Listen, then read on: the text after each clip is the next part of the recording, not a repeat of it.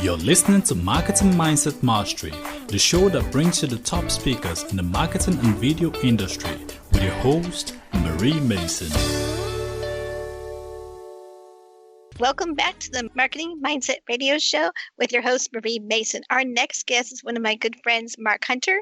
He is a WordPress specialist and digital marketing strategist from Australia and in Brisbane, actually, if I'm correct. And he is a web developer since 2004. And he also has been in business for over 8 years now. He is a certified digital marketer, and he runs digital consultancy called Marketable Web and Marketing. And today he would like to talk to you about his client journey and the client journey about taking clients from not knowing you to loving you and referring to you, and it goes from awareness all the way to creating brand advocates with a good dose of nurturing in the middle. And let me see if I can get Mark on here. So give us just a minute or so. I do apologize for the delay. I am really appreciative of Mark being on here because Mark actually was the first person to get me started in podcasting. In fact, he was the whole reason. He was my co-host for my first season, and it was the second season now that we are actually in, and I'm happy to be on the radio station. Mark actually has been one of my good friends for about a couple of years now, and has been helping me a lot with this industry in the virtual assistant agency industry. Mark, are you on the line? I'm on the line, Marie. Excellent. Well, I just literally introduced you, so I'm going to sit there and say that you're going to be talking about the client's journey, and I'm going to let you go ahead and take it away at this point. Sure, Marie. So Okay. To my knowledge, you had a few questions for me? I did, actually. The first question I have is, how do I connect and engage with my ideal client? Certainly. So the best step to begin is to actually understand who your ideal client is, to understand the target market. Now, I'm not going to go into much detail in that today, but if you're a bit sketchy on your target market, I'm going to suggest you open up a spreadsheet and you write down things like what they want, the problems they're having, the fears, anxieties they have, where they go for information in different columns, and then just brainstorm on that by doing your research and, of course, getting to know your customer and who they are. So the second thing you have to understand is traffic comes in different temperatures. So I think it's quite obvious when I mentioned the cold, warm, and hot, what they mean to people. But cold is somebody who doesn't know you at all, doesn't know your product, doesn't know you.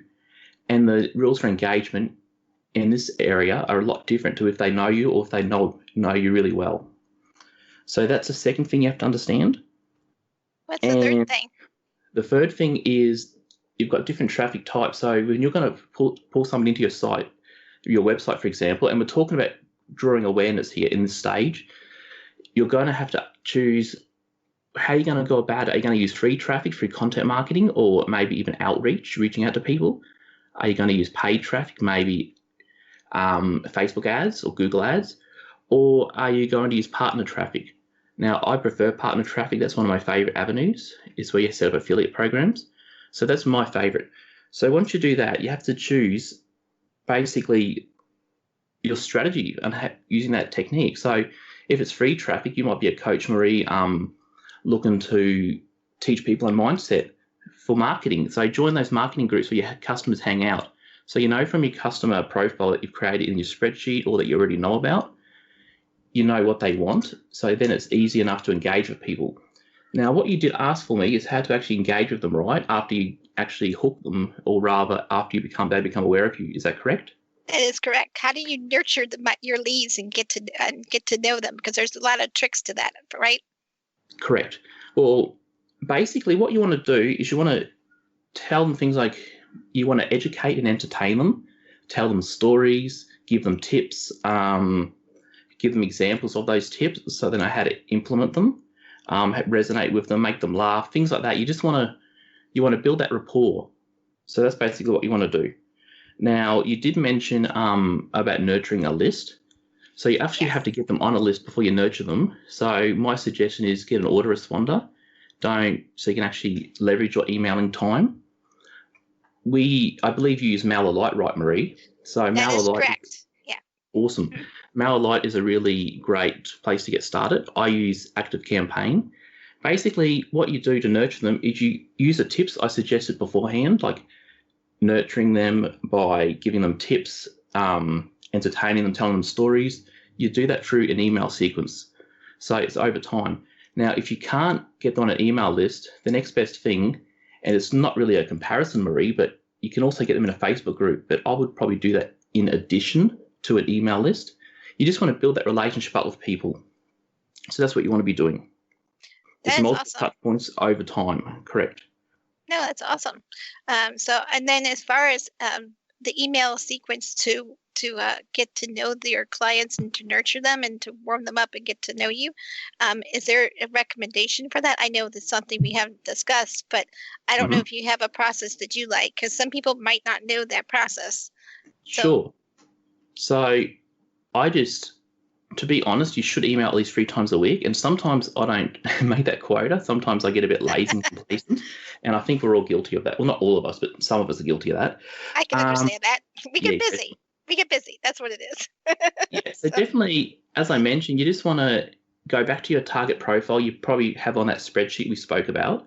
You want to talk to them in their own language. And you want to know what really resonates with them. For example, one thing you really said that stood out to me, Marie, is when somebody unsubscribes from your list, they're not leaving you, you're filtering them out. So basically, you're getting closer to your target market. So that's a good place to put your mind. So basically, to nurture them, maybe tell a story about yourself or tell a story about somebody else. Talk about things you like. For example, you and I both know that I really like cats. There's no joke there. So I actually talk about my cat quite a bit. What's your cat's name? Prudence. Yes, and you call her the fluffy white secretary. Yes, that's correct. So basically, if people don't like cats, they either don't listen or they don't resonate. But if they do like cats, that draws me closer to that audience. And it's not just about having common interests. That helps. It's also about giving them what they need, like what they need to know, what they want to know. So building up that engagement happens when you actually share a bit of your personal life with them. Not too much, not too intimate, obviously, Marie, but you know what I mean? Yep. And then obviously take it from there. So you just want to do nurturing over time. It doesn't happen overnight. You've got the cold, warm, and hot traffic temperatures. And what we'll talk about next is basically how to get to warm. But in the cold traffic temperature, that's when you really want to get them to like and know you. Good idea. So where do we go from there? So basically, to get them to become warm and to get them to trust you a little bit, you need to give them some kind of small win. So once you have them on your list, and I'm just going to preface this by saying sometimes if they want something really badly, don't let the small wins stand in the way of that. For example, I offer people websites. I do websites for people.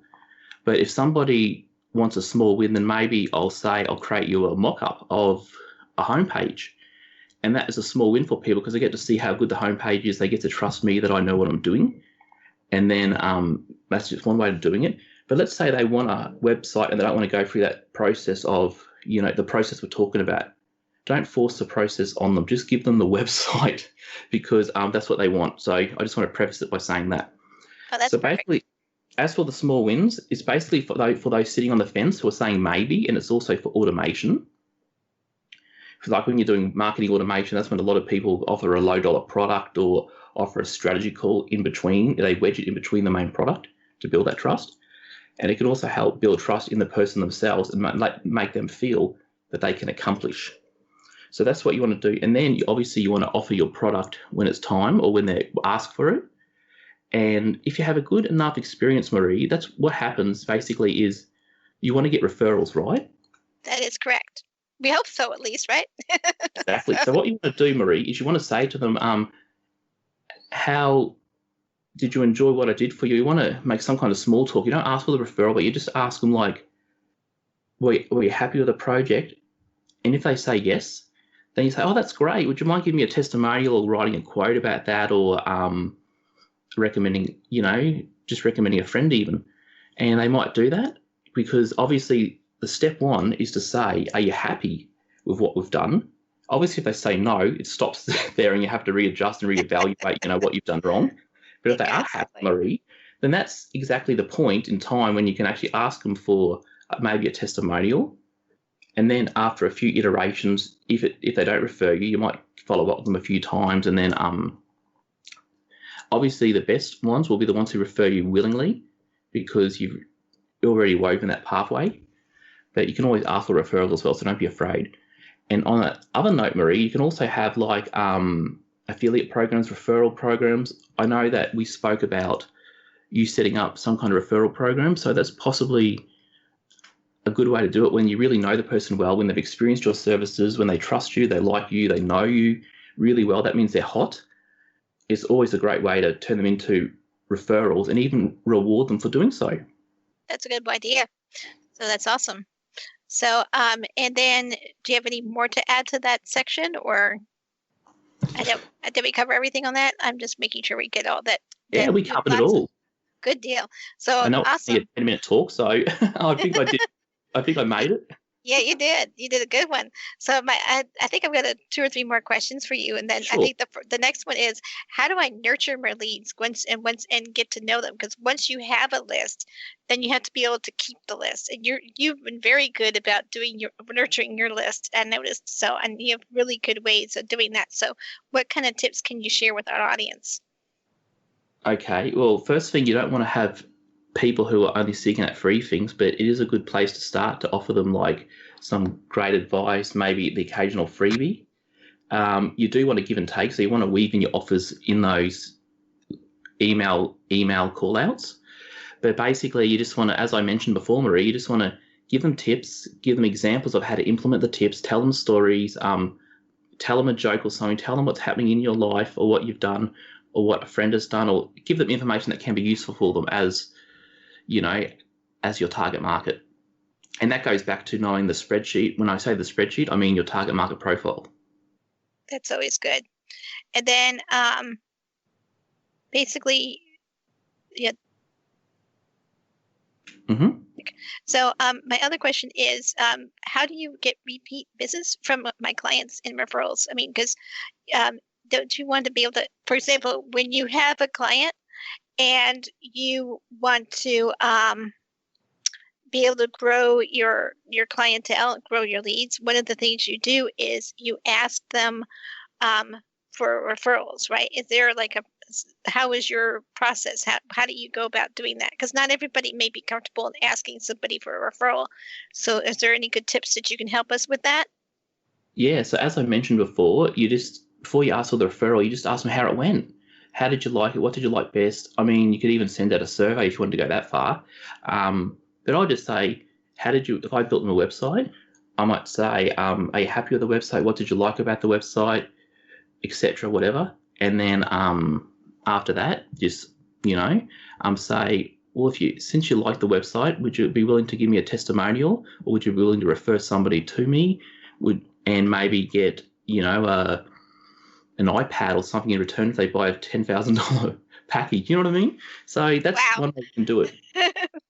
Yeah. I think anyone that buys a $10,000 package, an iPad would be a really good gift. So anyway, I didn't even think about that, but that's a good idea for future. So now, is there any, I don't mean to cut you off. Was there anything else you wanted to add to that? I want to make sure we got all your wonderful nuggets that you're giving us. Yeah. So obviously just start off cold. So then you start by drawing awareness just to summarize you draw awareness to your offer. So you have to have an offer, obviously, and you draw awareness to it. You engage with them a little bit. The other tip is, if they want to buy it, let them buy it. Don't try and put this process in their way. And it's just heart-based marketing, heart-centered marketing like you are familiar with. So basically, keep nurturing, keep engaging, offer value, but also don't be afraid to ask for the sale in between. That is awesome. So I wanted to say thank you so much for joining me today on my Marketing Mindset Mastery radio show. And here are some highlights from your top that I got out. Mark really touched on some good points regarding the client journey, which is about taking your clients from not knowing you to loving you, and then referring you as well. And he also talked about choosing the right platform for your target audience and how to engage with them, and so many other good tips. So I appreciate that. I love how Mark talked about nurturing and filtering the process of the email list, and also I loved how to give the audience a small win and build trust to your audience. Thank you so much for this segment. You brought a lot of value to our audience. And the last thing I wanted to ask you was, real quick, do you have anything to offer our audience? Sure. So basically, if you want to learn more about the small wins part of it, and we're having webinars. So I've got a website called WP Study Group, which is actually an offshoot of my own Mark of Approval website, where it teaches you these processes, and we have free webinars every month. So you can sign up for the current webinar, which is helping with small wins, 36 examples, at wpstudygroup.com/Marie. Awesome. Big thanks to the speakers and for Sean Douglas and Mark Hunter on today's show. And I've already kind of summed up everyone's already. So I want to thank both of our guest speakers for their amazing and engaging topics today. You provided crucial information to help our audience grow their business. So stay right here for the next amazing episode of Marketing Mindset Mastery. And until next time, this is your host, Marie Mason of Marketing Mindset Mastery. We will see you next time on Marketing Mindset Mastery with your host, Marie Mason.